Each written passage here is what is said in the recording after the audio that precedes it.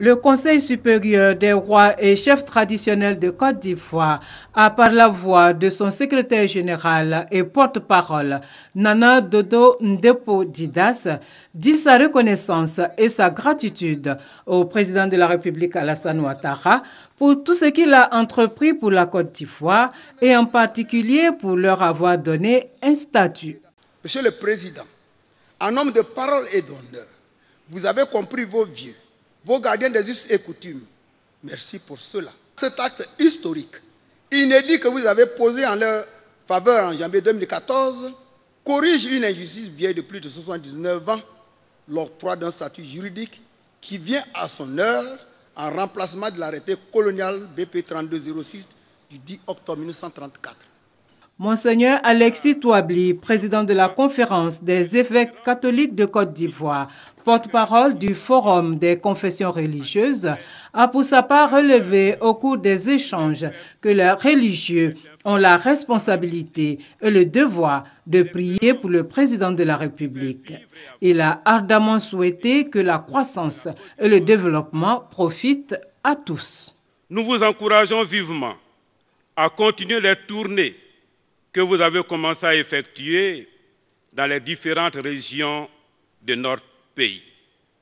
Nous pensons, et nous en sommes sûrs, qu'elles ont pour objectif non seulement de toucher du doigt les réalités des populations pour améliorer leurs conditions de vie, mais aussi de rassurer les cœurs, d'apaiser les esprits, de panser les blessures et de redonner l'espérance.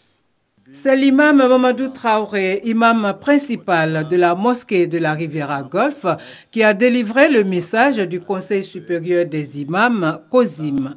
Le guide religieux a indiqué que 2015 est une année charnière, marquée par plusieurs défis à relever. Nous sommes conscients que les défis sont nombreux et exaltants, mais nous sommes aussi convaincus qu'à cœur vaillant, rien d'impossible. Et en bon croyant que vous êtes, il n'y a rien d'impossible, qu'Allah vous y assiste. Votre avènement à la tête de l'État a marqué le début d'une nouvelle espérance pour le peuple de Côte d'Ivoire et singulièrement pour la jeunesse qui commençait à désespérer de ce pays tant les horizons étaient sombres. Au nom de cette jeunesse, acceptez, Excellence Monsieur le Président de la République, nos remerciements pour le travail abattu. Nous vous encourageons à en faire davantage afin que les fruits tant attendus de ce dur labeur soient perceptibles à tous les niveaux de la composante sociale ivoirienne.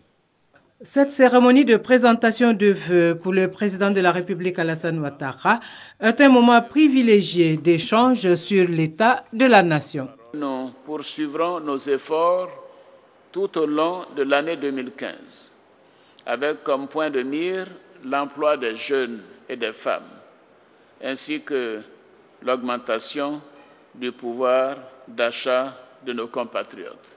Majesté, honorable chef traditionnel, éminence guide religieux, je voudrais vous rassurer de la reprise prochaine des tournées dans les différentes régions, comme vous l'avez souhaité d'ailleurs, dans les différentes régions du pays, car elle nous permet de mieux appréhender les préoccupations de nos compatriotes. En ce qui concerne le statut des autorités traditionnelles, le texte de loi relatif à la Chambre des rois et chefs traditionnels a été voté par l'Assemblée nationale et je l'ai promulgué. Le budget de l'État pour la gestion 2015 prévoit une dotation de 4 milliards de francs CFA pour cette Chambre.